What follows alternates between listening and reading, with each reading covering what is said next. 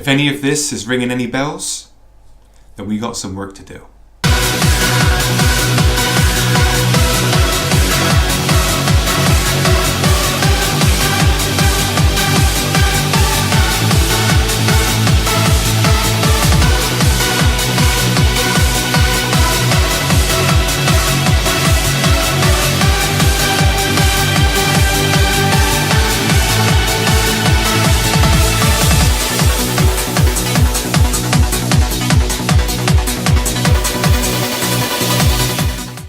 The fighting game genre is a very special one.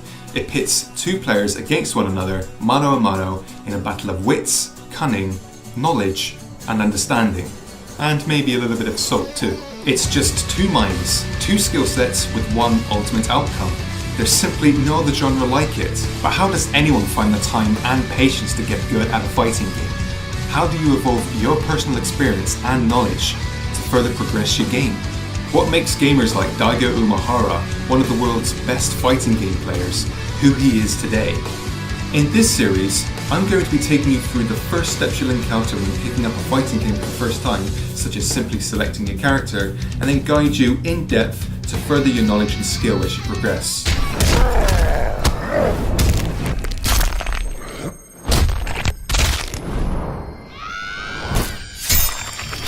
This is my way of imparting my 25 plus years of fighting game knowledge onto the more inexperienced or younger members of the fighting game community. So if this helps you at all, I'm happy to be of service. So with that, hi guys, my name's Danny, I'm a 420p guy, and this is how I get better at fighting games.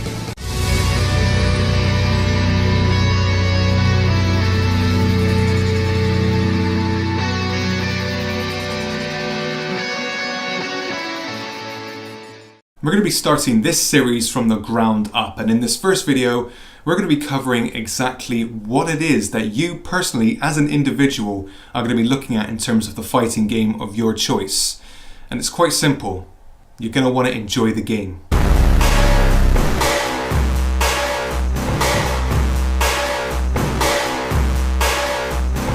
This may sound like a bit of a no-brainer, but hear me out on this one.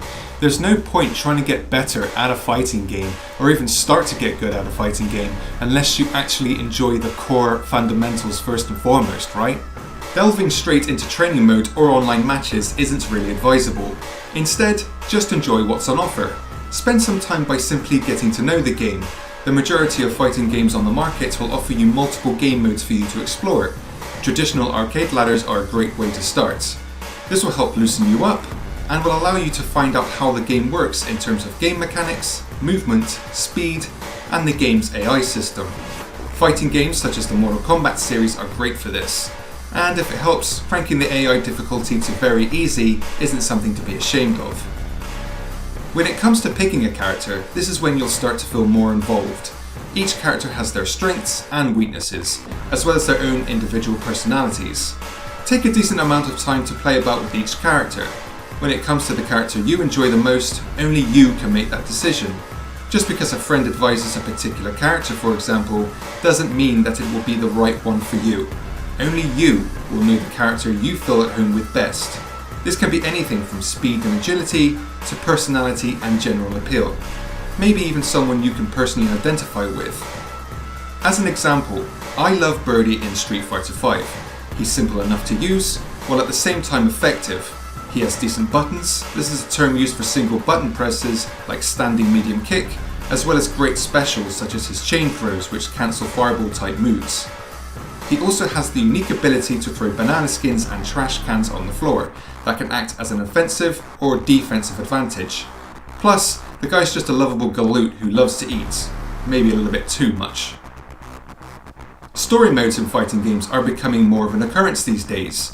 Playing the story will allow you to become more invested in your chosen fighting game's history, attaching you to the fighting game community who support that particular series. If you don't feel connected to the game's story or characters, then this may be a clear sign that this simply isn't the game for you. It's possible to enjoy a series without caring about the story, but if you're new to fighting games, caring about the characters is an advantage in terms of long-lasting appeal. This will also mean being invested in future games of the series down the line. This is delicious entertainment. Most fighting games will also offer unlockable extras such as Mortal Kombat X. Unlocking various items such as artwork, music, fatalities and more will give you somewhat of a momentum boost to keep playing. Each time you go through the various modes, coins will become available, allowing you to spend them in the Crypt, one of Mortal Kombat's famous and enjoyable interactive modes. Street Fighter V has a similar approach in the shape of fight money. Playing through Street Fighter V Survival Mode and Challenge Mode, for example, will net you more fight money to spend in the game's online shop. Here, you'll have access to most of the game's unlockable content, which will include alternate costumes and stages. These currencies are a smart move to keep you involved in the fighting game of your choice, so take full advantage, just be careful not to spend it all at once. If time seems to pass quickly whilst playing your chosen fighting game, and most, if not everything that I've talked about in this video has applied to you, then this is a good sign. It's important to note that getting better at fighting games requires a lot of your time. And in the next episode, we'll be taking your enjoyment to the next level and putting it to the test as we delve into the world of training and development. Please like and share this video if you enjoyed it, and also subscribe if you see any value to me. Thanks for watching, guys. My name's Danny, and I'm the 420p guy.